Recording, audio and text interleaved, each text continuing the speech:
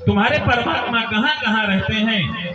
कहा तुम्हारे परमात्मा कहाँ कहाँ रहते हैं? परमात्मा कहाँ कहाँ रहते हैं? तब उसी समय प्रहलाद जी ने कहा, मेरे परमात्मा तो हर स्थान पर निवास करते हैं। कहा मेरे परमात्मा हर स्थान पर निवास करते हैं। कहा इस खंभे में भी है। कहा अवश्य मेरे इस खंभे में है। उसने तलवार उठाई, जैसे ही खंभे में मारी, मेरे भगवान, मेरे नरसिंह भगवान मुझ पर प्रकट हो जाते। बोले परम प्रभु परमात्मा की। और जैसे ही अपने नाखूनों से उसको अपने जंघे पर रख करके, देहुरी बना करके फाड़ देते, उसका उद्धार कर देते हैं।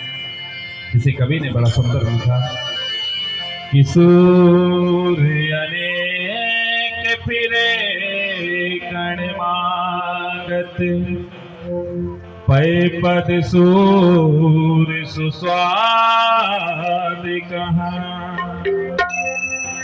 पुनिताल मदीरा बजाते फिरे, मीरा मत वाली सी चाह कहाँ।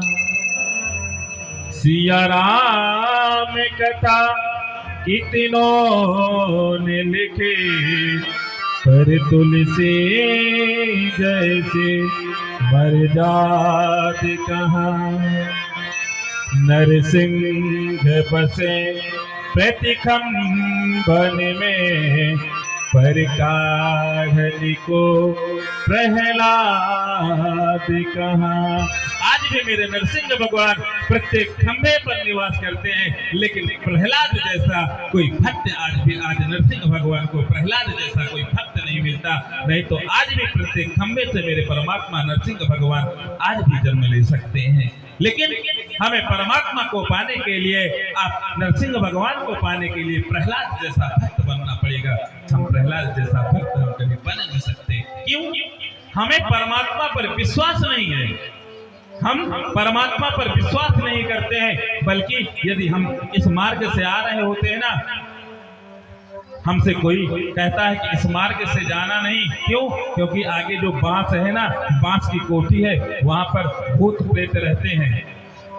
वहां पर भूत प्रेत रहते हैं। रात्रि में यदि हम जाते हैं ना, यदि वहां पर हवा के झोंके से भी बांस की पत्ती यदि डगमगाती है ना, तो हमारे रोम रोम खड़े हो जाते हैं। अरे हो सकता है कोई भूत प्रेत आकर के हमको दबोच न ले। लेकिन शास्त्र कहते हैं कि कण कण में मेरे परमात्मा का वास है। और जब कण कण में जब लोग कहते हैं कि परमात्मा का वास है, हम उस पर विश्वास नहीं करते। लेकिन मैं इतना विश्वास जरूर करता हूं कि उस बांस की कोठी के पास में भूत और प्रेत रहते होंगे। हम अपने सत्यों के, अपने महर्षियों के बातों को स्वीकार नहीं करते हैं।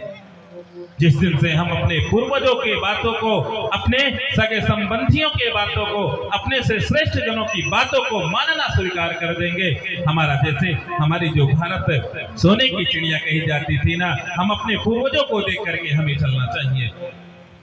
भारत की बात तो छोड़ दीजिए आप, लेकिन आज की जो युवा पीढ़ी है, उस युवा पीढ़ी को मैं एक ही बात में कहना चाहूंगा, अपने पूर्वजों की तरफ दृष्टि डाल करके देखो कि आपके पूर्वज कैसे थे। आपके पूर्वज कैसे थे? आपके बाबा, आपके परबाबा, आपने उनको देखा नहीं होगा, कोई बात नहीं, आपने उनके विषय में सुना तो होगा। अपने पूर्वजों पर दृष्टि डाल करके देखिए। अपने पूर्वजों के पग चिन्हों पर चलने के लिए आप सोचिए तो जरा, आपका जीवन ऐसे ही मंगलमय हो जाएगा। भगवान ने बड़ा सुंदर दर्शन दिया, और दर्शन देने के बाद में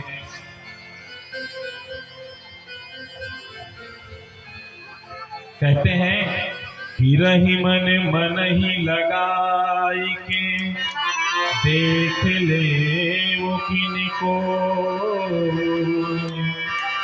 नर को बस करी हो कहा, नारायण बस हो, नारायण बस हो। बाबा रहीमदास लिखते हैं, अपने मन को लगाइए, इन नर को क्या अर्थात मनुष्यों को क्या नारायण को भी आप अपने वश में कर लोगे, नारायण को भी आप अपने वश में कर लोगे। बतेंदुलिवा के बिहारी लाल की। आज जब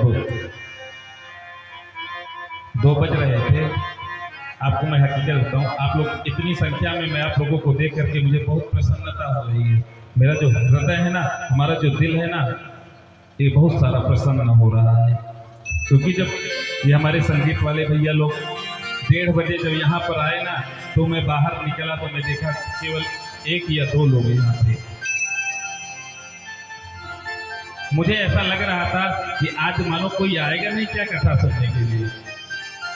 हमने इनसे कहा कि भैया आराम से करना, आराम से करना, क्योंकि जब लोग ही नहीं रहेंगे तो हम कथा किनको सुनाएंगे।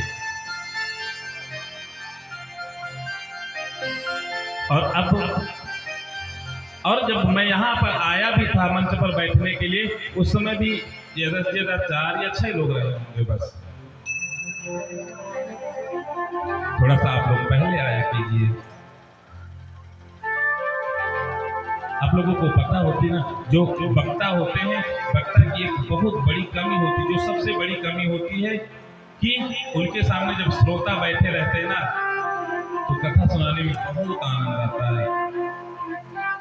लेकिन जब कोई सुनने वाला ही नहीं रहता, या तो फिर ये हो कि मुझे किसी को सुनाना ही नहीं है, चलो एक कमरे में बैठ करके हम सुन रहे हैं और श्रोता को सुना रहे हैं, तब तो कोई दिक्कत नहीं होती।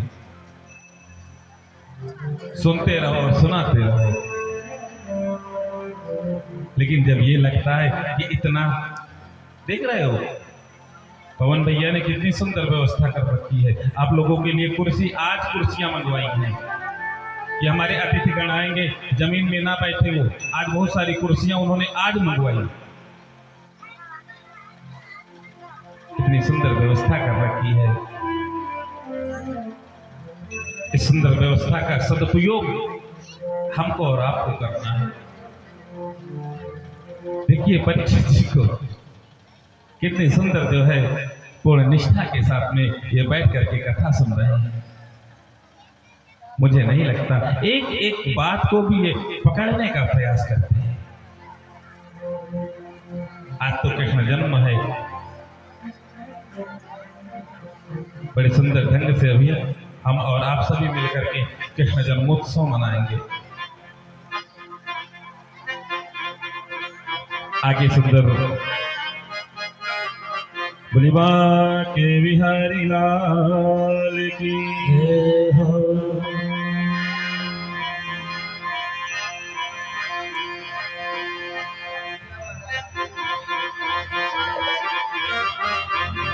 आइए 2 बार भगवान के नाम का कीर्तन कर लिया जाए,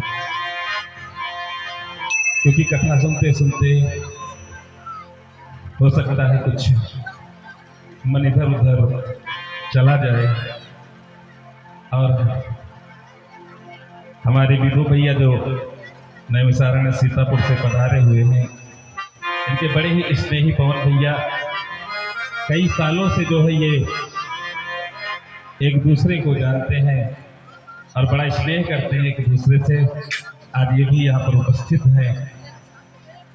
आइए परमात्मा के नाम का हम सभी लोग स्मरण करते हैं।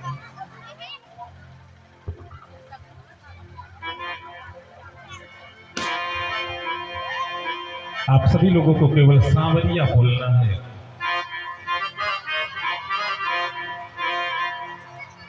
ठीक है ना, आप लोग बोलेंगे, केवल सांवरिया बोलना है आपको।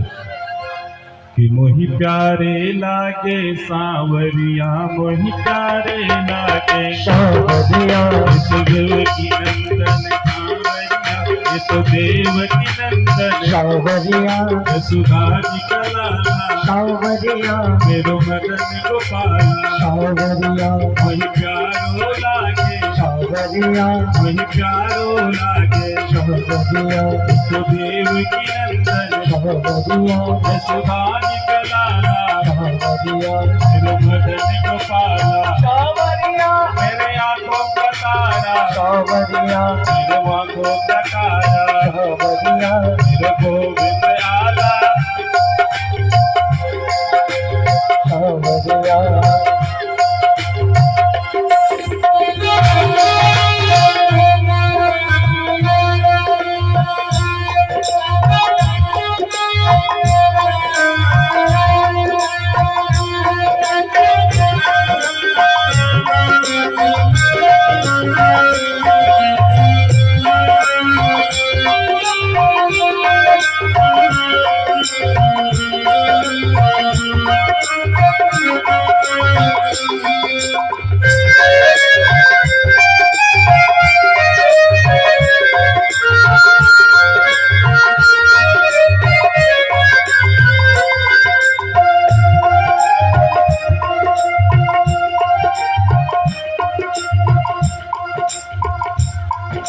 प्यारो लागे सावरिया प्यारो लागे सावरिया देव की नंदन सावरिया जगतारक वाला सावरिया प्यारो लागे सावरिया मैं प्यारो लागे सावरिया मैं प्यारो लागे सावरिया मैं प्यारो लागे सावरिया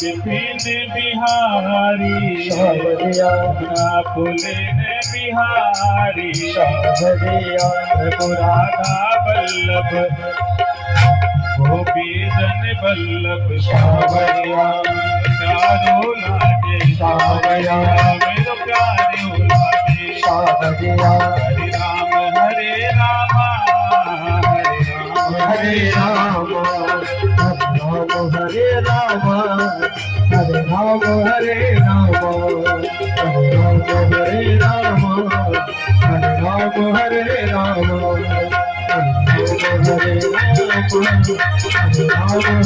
राम हरे राम हरे राम हरे राम हरे राम हरे राम हरे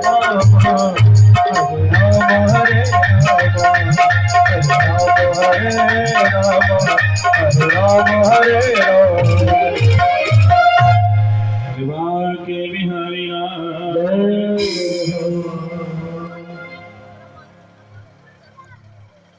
इस प्रकार से प्रहलाद जी का राज्याभिषेक होता है और त्रिपुर दहन की कथा आती है। मानव धर्म, वर्ण धर्म और स्त्री धर्म के बारे में बताया जाता है कि मानव के क्या धर्म होते हैं। मानव का धर्म होता है कि सदा सर्वदा वो अपने मानवता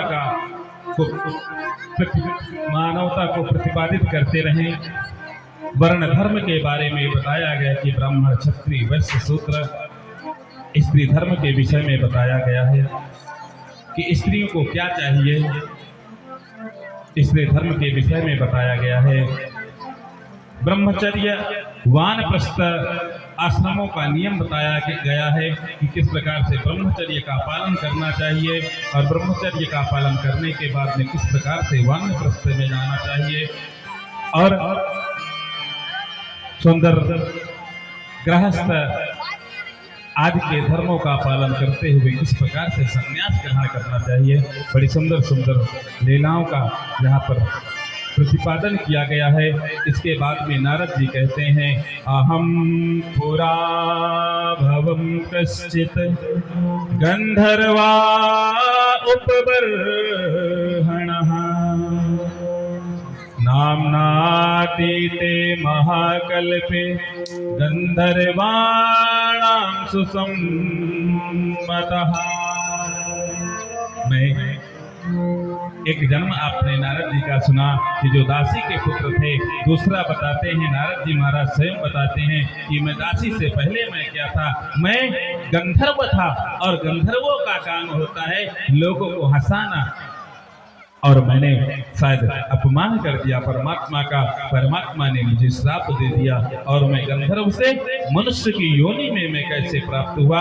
आज इस बात को बताते हैं श्री नारद जी महाराज, और नारद जी महाराज बताते हैं इस बात को और बता करके आगे कहते हैं कि किस प्रकार से समुद्र मंथन होता है, क्योंकि कन्हैया का जन्म भी कराना है। अगर यदि कन्हैया का जन्म न कराना होता तो कोई बात नहीं था, फिर तो कथा को विराम कर देते, लेकिन कन्हैया का जन्म भी कराना है। और बेचारे कन्हैया बाबा सभी अंदर बैठे हुए हैं सज करके, ज्यादा परेशान भी नहीं करना हमको, इसीलिए कन्हैया को शीघ्र कन्हैया जी का जन्म कराते हैं। सुंदर समुद्र मंथन होता है और समुद्र मंथन में लक्ष्मी कौस्तुभ पारिजातक सुरा धनवंतरिश्चंद्रमा गावा काम दुघा सुरेश्वर गजो रंभादिदेवांगनः हस्त्वा सप्तमुखा सुधा हरिधनु संख्यो विषम चाबुधे रत्नातेन चतुर्दशा प्रतिदिनं कुर्वन्ति वै मंगलम्, कुर्वन्ति वै मंगलम्। सुंदर हलाहल विष निकलता है, भगवान भोलेनाथ उसे ग्रहण करते हैं। आप सभी लोगों को पता है नीलकंठ भगवान के रूप में जाने जाते हैं। कामधेनु निकलता है, उच्चश्रवा नामक घोड़ा निकलता है और सुंदर ऐरावत उच्चश्रवा घोड़ा निकलता है। बलि ने उसे ले लिया। ऐरावत हाथी निकला, उसे इंद्र ने ले लिया। कौस्तुभ मणि निकलता है, परमात्मा खुद ले लेते हैं। कल्प वृक्ष निकलता है और अप्सराएं निकलती हैं और लक्ष्मी जी प्रकट होती हैं और लक्ष्मी जी अंत में भगवान विष्णु को वर्ण करती हैं। वारुणी मदिरा निकलता है, वारुणी मदिरा दैत्यों ने ग्रहण किया और उसके बाद धनवंतरी हाथ में अमृत का कलश लेकर के प्रकट होते हैं।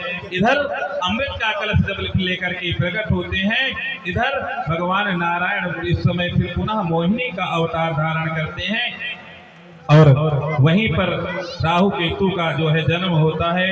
इधर चंद्रमा और शंख धनुष आदि की उत्पत्ति होती है। इस प्रकार से आइए थोड़ा सा राम जी के चरित्रों का वर्णन कर लिया जाए, फिर इसके बाद भगवान कृष्ण के जन्म का वर्णन करेंगे, क्योंकि जब तक मर्यादा पुरुषोत्तम राघवेंद्र सरकार का जन्म नहीं होता फिर उसके बाद में कन्हैया का जन्म, क्योंकि श्रीमद् भागवत महापुराण में मात्र 1.5 अध्याय में श्रीमद् रामचरितमानस की कथा है। इसलिए संक्षिप्त में भगवान राम जी का जन्म करा देते हैं, फिर उसके बाद में कन्हैया का जन्म। जो शेष कथाएं हैं, इन शेष कथाओं को हम अगले दिनों में जो है पूर्ण करने का प्रयास करेंगे। बोले मां के बिहारी लाल की। ए बाबा गोस्वामी तुलसीदास जी लिखते हैं कि जिस समय महाराज दशरथ दर्पण के सामने जाते हैं, और जब दर्पण के सामने जाते हैं अपने कान के पास, जैसे ही दर्पण के सामने जाते हैं अपने कान के ऊपर कुछ श्वेत बालों को देखते हैं, अर्थात पके हुए बालों को देखते हैं तो चिंतातुर हो जाते हैं और मन में विचार करते हैं कि क्या हमारे घर कोई संतान नहीं होगा। इसीलिए एक बार भूपति मन मारे, एक बार भूपति मन मारे, एक बार भूपति मन माही एक बार भूपति मन माही एक बार भूपति मन माही भई भलनि मोहि भई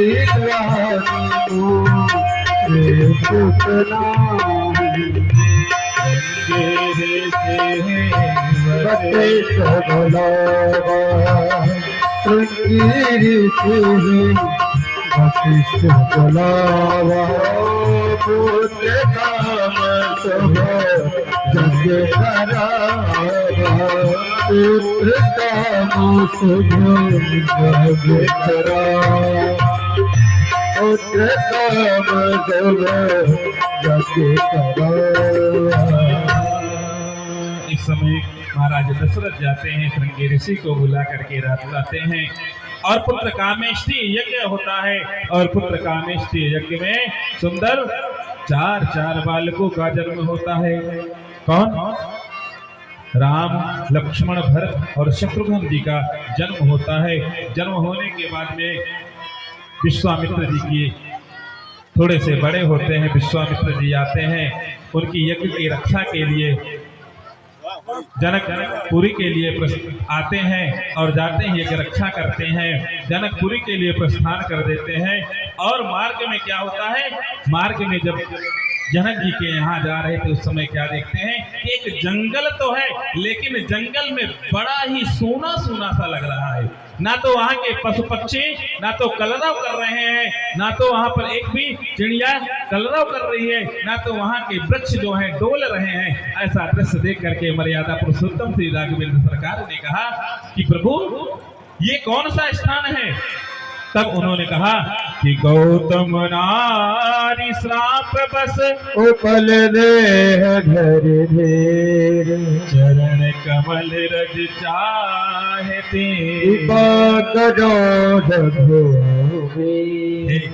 राघव, आप ये जो सामने पत्थर देख रहे हो ना, ये कोई दूसरा नहीं, ये तो अहिल्या है। और ये तब से तब कर रही हैं कि कब मर्यादा पुरुषोत्तम राघवेंद्र सरकार इधर से निकलेंगे, कब उनके चरणों का स्पर्श होगा। और जब चरणों का स्पर्श होगा मैं इस शिला से मैं तर जाऊंगी और एक नारी के रूप में परिणित हो जाऊंगी। उस समय राघवेंद्र सरकार कहते हैं, बाबा आप कैसी बात कर रहे हो? हमारे राज्य में कभी भी ब्राह्मण की स्त्रियों का, यहाँ तक कि छोटी सी बच्चियों का भी अपराध नहीं होता, और आप कह रहे हो कि मैं अपने चरणों का स्पर्श करा दूं? कदापि ये नहीं हो सकता। उसी समय जैसे ही मर्यादा पुरुषोत्तम श्री राघवेंद्र सरकार ने अपने चरणों को उठाया, पवन देव की कृपा होती है, जोर से हवा आती है, मर्यादा पुरुषोत्तम श्री राघवेंद्र सरकार के चरणों में लगा हुआ वो धूल जाकर के उस अहिल्या, जो पत्थर था, जो शिला था, उस शिला पर पड़ता है। उस समय माता अहिल्या जो है आज पत्थर से पुनः रूप धारण कर लेती हैं और हाथ जोड़ करके खड़ी हो जाती हैं। कहती हैं, प्रभु आपने मेरे ऊपर बहुत बड़ी कृपा की, अन्यथा मैं पत्थर ही बनी रहती, लेकिन आपकी कृपा से। और उसी समय वो वहां से प्रस्थान कर देती हैं। इस प्रकार से मर्यादा पुरुषोत्तम श्री राघवेंद्र सरकार आगे बढ़ते हैं।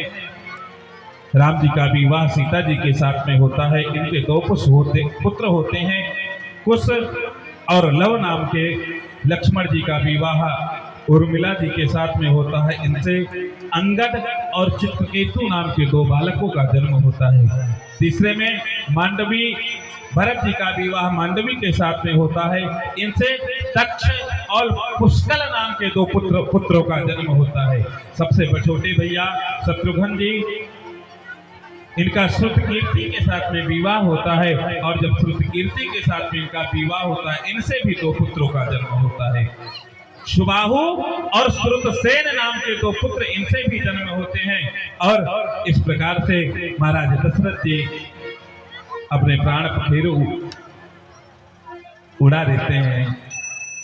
इनका वंश धीरे धीरे जो है बढ़ने लगता है। और जब धीरे धीरे बढ़ने लगता है, इधर मेरे कन्हैया का अब जन्म होने वाला है। आइए सुंदर कन्हैया के का जन्मोत्सव करते हैं। जब जब होगी धर्म कहा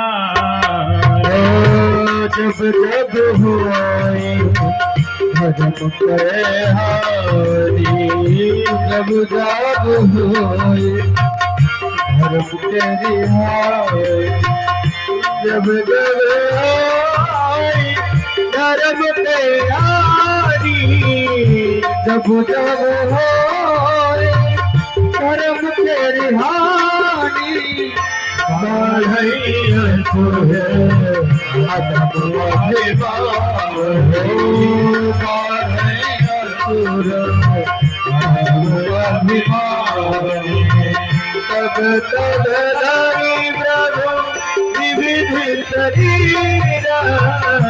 तब तब प्रभु धर विविध शरीरा हरि कृपा निधि सज्जन पीरा हरि कृपा निधि सज्जन पीरा।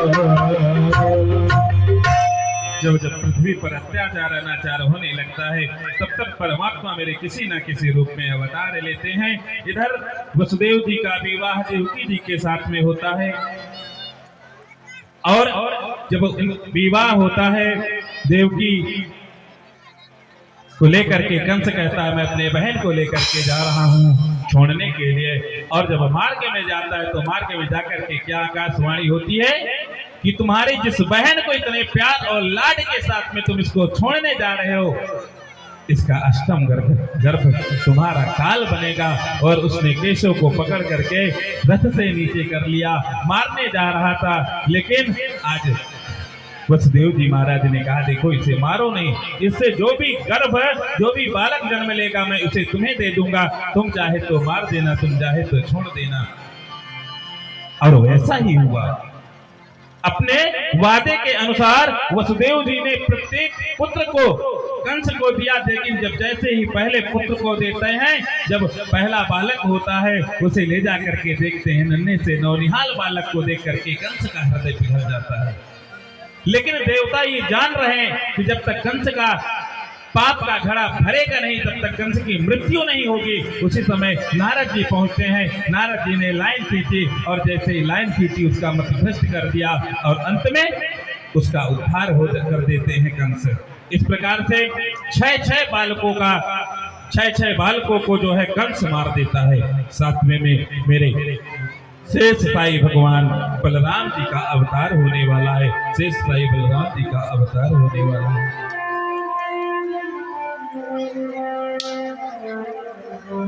मेरे गोविंद समझ रहे हैं, भगवान समझ रहे हैं जब तक शेष साई नहीं रहेंगे तब तक मैं कैसे लीला करूंगा। योग माया को बुला करके कहा जाओ, योग माया को बुलाया और कहा जाओ इनको जो है ले जाकर के रोहिणी के गर्भ में स्थापित कर दो। रोहिणी के गर्भ में स्थापित कर दिया गया। इधर अष्टम गर्भ में मेरे कन्हैया का जन्म होने वाला है। सभी लोग मिल करके कन्हैया का स्वागत करेंगे। स्वागतम कृष्णा स्वागतम कृष्णा स्वागतो कृष्णा स्वागतो कृष्णा स्वागतम कृष्णा स्वागतम कृष्णा स्वागतो कृष्णा स्वागतो कृष्णा स्वागतम कृष्णा स्वागतम कृष्णा स्वागतो स्वागतो स्वागतो कृष्णा स्वागतो स्वागतो स्वागतो कृष्णा स्वागतो कृष्णा स्वागतो कृष्णा स्वागतो कृष्णा स्वागतो कृष्णा स्वागतो स्वागतो स्वागतो कृष्णा स्वागतं स्वागतं कृष्णा स्वागतं कृष्ण स्वागतं कृष्ण स्वागतं कृष्ण स्वागतं कृष्ण स्वागतं कृष्ण स्वागतो शरणागतो स्वागतो स्वागतो शरणागतो